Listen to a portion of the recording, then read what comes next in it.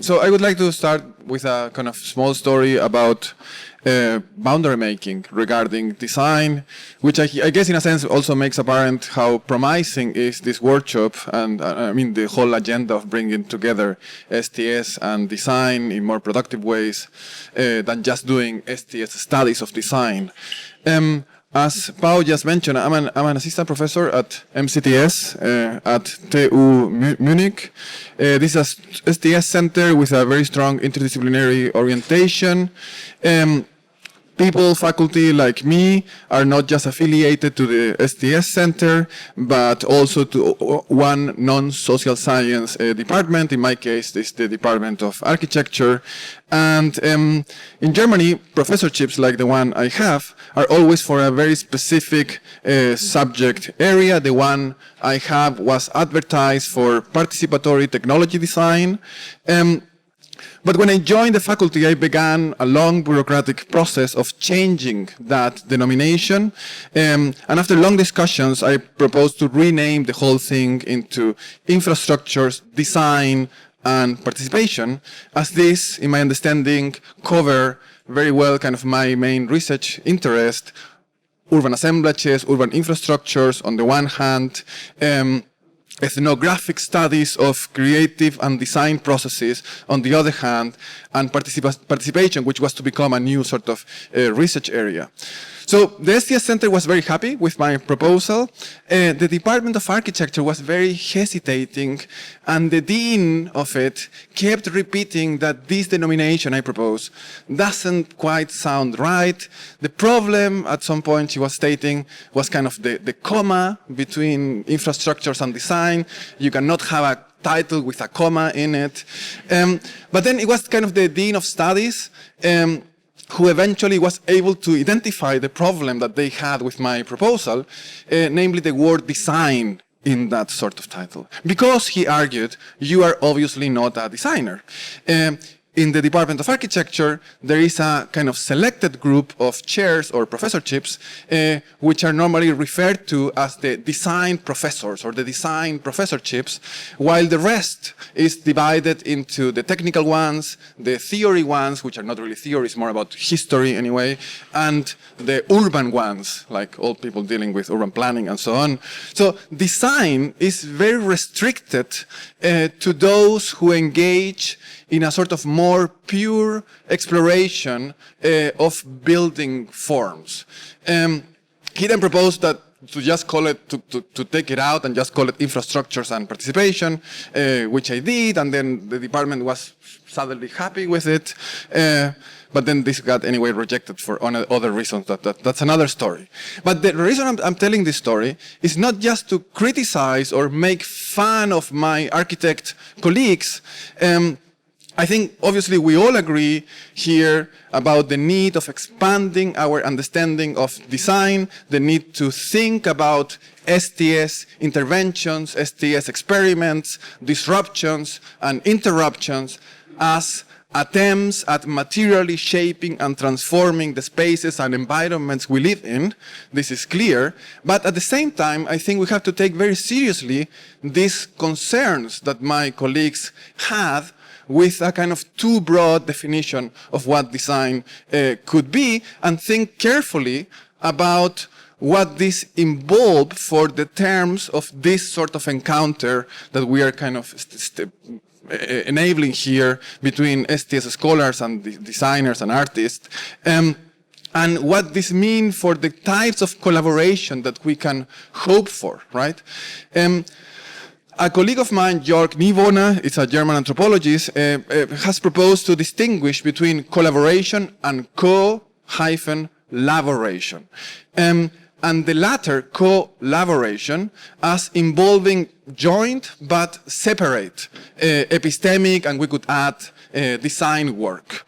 I think this is quite challenging as a proposal, but also very honest, because it involves, in a sense, jointly working on highly entangled projects, but not necessarily sharing the same set of goals, as a common set of goals. In this sense, I think to think about design and STS collaborations as collaborations is also an invitation to think about these projects as multiplicities enacted in fundamentally different ways by the different involved collaborators. And the aim of this joint but separate design work or epistemic work is, or could be, something like constructing ecologies of idiocy, spaces in which we can become irritated by the others, slow down in the ways we do things, and eventually learn from each other. So, okay, this was the introduction. I don't know how much time do I spend in this? I have 5 minutes. Okay. So, I wanted to just point out to some of the things that we are kind of more concretely doing, basically inspired by this sort of approach at trying to construct collaborative spaces at the nexus of STS and architecture. And one of the things that we've been doing in the last couple of years is engaging in a number of pedagogical experiments with architecture students.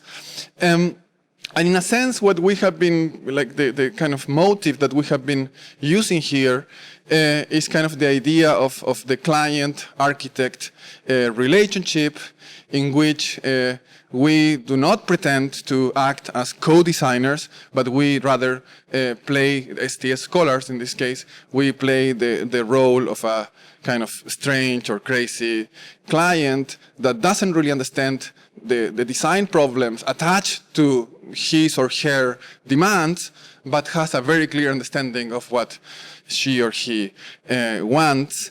And actually without much concern for training the architects in STS issues. So we are not trying to kind of teach them STS. We are just kind of coming to them with STS questions and problems that are formulated in our terms, and we invite, or we try to open up a kind of more wild process of translating this into things. So one example of this is a seminar we did like 1 year ago on the idea of the Parliament of Things, which is a figure of thought that is very kind of well known, I suppose, for people that have read Latour or STS. So we asked students, without much explanations, to design a space for hosting a very highly heterogeneous set of actors that were kind of involved in a socio-environmental controversy that we came up with, paying attention to the different claims that these different actors had, and the controversy involved a factory, a polluted river, some dead birds, vegetables with bad taste, mothers concerned about the health of their children, and so on. So a bunch of heterogeneous actors. And then we invite them to sort of reimagine what a political space or what a political architecture could be. I guess the brief read something like, your task is to design a political space where the heterogeneous actors and entities involved in this controversy, in this problematic situation, are not simply represented, but can put themselves in the presence of the others. We need a space where they can bring all the things sustaining their claims, where they can learn from each other, assess each other's claims, and eventually work out their difference and come to some sort of agreement about how to live together. And the result of this experiment was, if not a complete disaster, then at least disappointing, I would say. So we found that student propositions were deeply problematic in all sorts of ways that I cannot enumerate now. But what the experiment produced was not an answer to what is the Parliament of Things, but it produced a sort of very idiotic learning environment for all people involved, for us and for the students, where they couldn't really follow why we were unhappy with everything they proposed. And we also realized that the way we were kind of posing the problem was also deeply problematic. So in a sense, it produced a setting in which we were challenging each other's assumptions in very productive ways, but without kind of aspiring to produce at the end of the thing like a common work. So there is no common work coming out of this. We're going to be presenting our lessons learned at the conference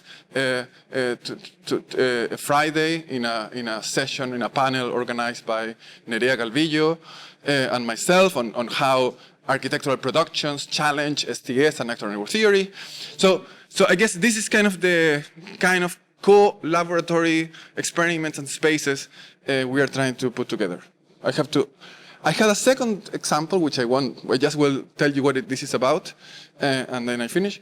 It's basically perhaps a more serious attempt working with the city administration of Munich to engage in participatory design processes, well, serious, whatever that means, in which we are kind of in partners in a smart city implementation project, and where the aim is precisely to facilitate and to come up with new formats for participatory design. We can talk about this perhaps in the break, but I guess my 10 minutes are over. So thank you very much.